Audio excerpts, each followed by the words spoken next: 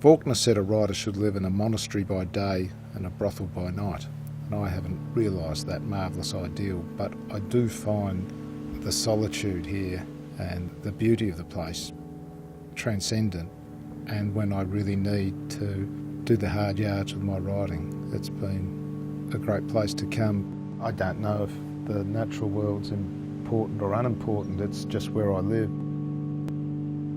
I find it fascinating. I think too much is made of place and environment. I mean, in the end, the landscape, the wonder exists in the words you put down on the page, and slowly and more, it's that world that a writer lives in.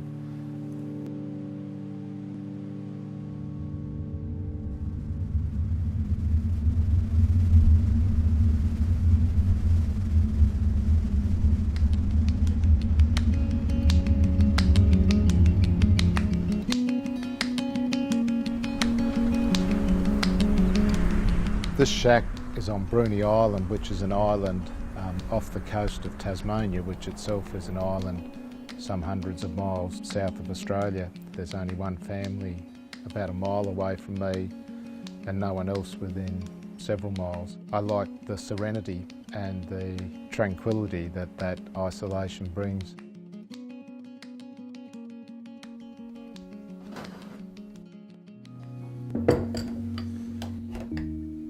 Well, this is my writing room here, and it's relatively empty, and that's the way I seem to like it. I'm about midway through a new novel, and as the novel progresses, there's less and less in the room, and I tend to empty out furniture, books, everything, until all I'm left with is just myself and the manuscript.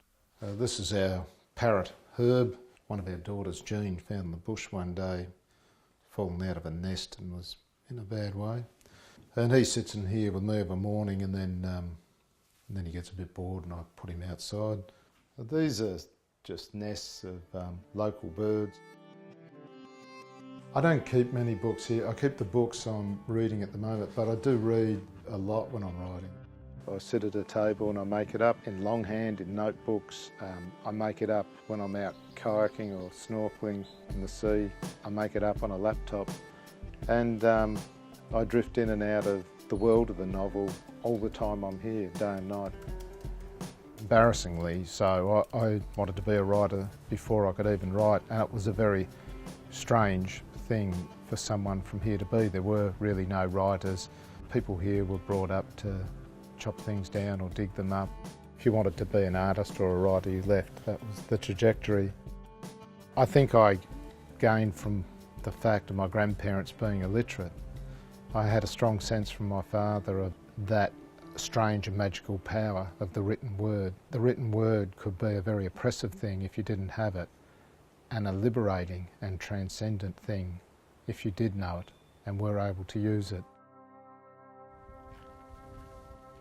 Probably the first serious adult book I read was, of all things, Camus' Outsider when I was about 11.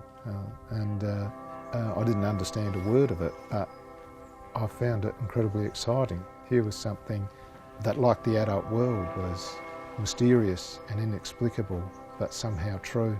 And there were aspects of it that, hit me like a hammer. And like the adult world, the fact that I didn't understand it didn't mean that I didn't wish to be part of it. I longed to be part of it. It just seemed enormously exciting.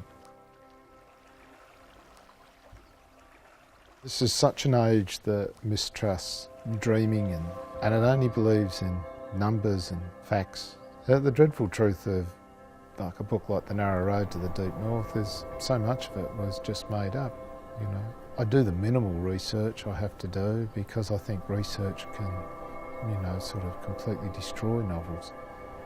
But if you can imagine something, it's most likely the case that it's happened.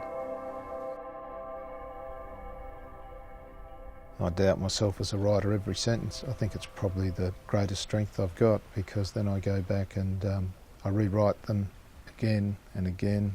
I get very depressed sometimes, I don't find it easy, but I guess the only thing worse than writing is not writing for me. And when I don't write, then I do feel wretched. I'm so often asked, what does Tasmania mean? What's its importance?